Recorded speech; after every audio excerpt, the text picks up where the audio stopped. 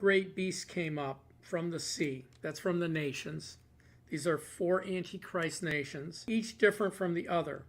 The first was like a lion. It had eagle's wings. I watched till the wings were plucked off, and it was lifted up from the earth and made to stand on 2 feet like a man, and a man's heart was given to it.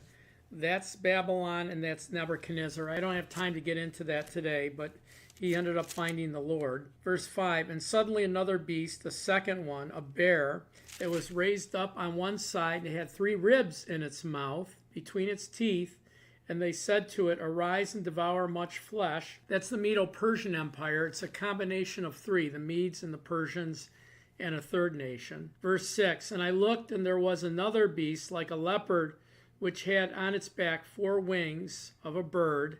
The beast also had 4 heads, and dominion was given to it. Now that's the Alexander the Great. And what Alexander did was he got the Greek Empire together and found there were like 50 dialects of the Greek language. So he sent them all back home, and he wrote the Koine Greek, which is the language that was on the earth when Jesus was on the earth. And they called them all back. He conquered the world in 12 years. He was a great leader. And then he died, and his kingdom was split into 4. That's why there's 4 heads here. This is several centuries before Alexander was here. Daniel had this prophecy of a leper who, at the speed of a leopard, took over the world, but it was divided into 4 heads. And then now what I want to get to is the 4th empire, which is the Antichrist. It says, after this I saw in a night vision, and behold, the 4th beast, dreadful and terrible, exceedingly strong.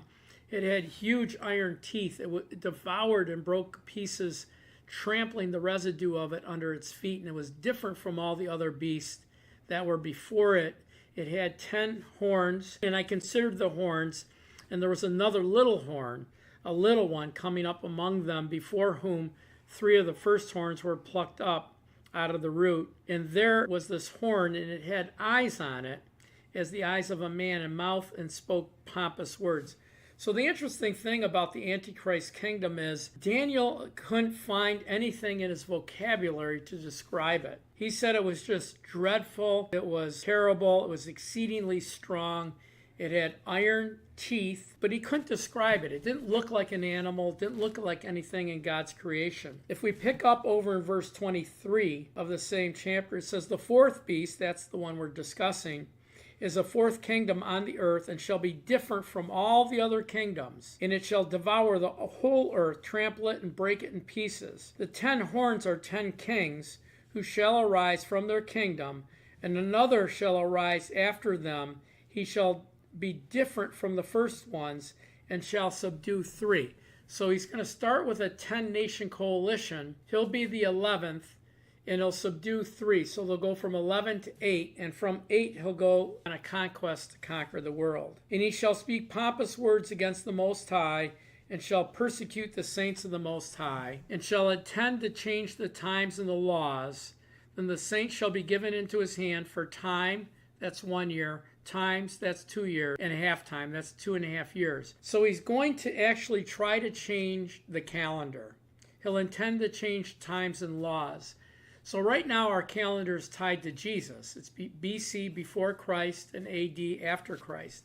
So he's going to try and change the calendar because he wants to eradicate Christianity from the face of the earth. We'll be given into his hands, and he'll have power over us for 3.5 years, very similar to Job. In verse 26, but the court shall be seated, and they shall take away his dominion to consume and to destroy it.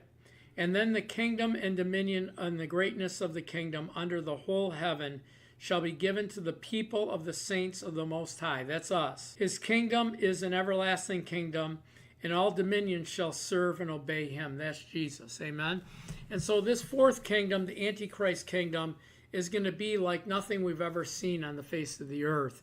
He's going to function in complete authority. He's not going to need advisors. He's going to know that he knows, because Satan will be inspiring him and giving him wisdom and knowledge. Anyway, that's our message for today. Thanks for listening. Please share, follow, and like this. Make a comment, or else please pray about becoming a partner with us for $25 a month or more. It's easy. Just go to our website. It's in the description of your teaching, and just click on give and become a monthly donor. $10 is the minimum. We're praying for $425 a month or more donors.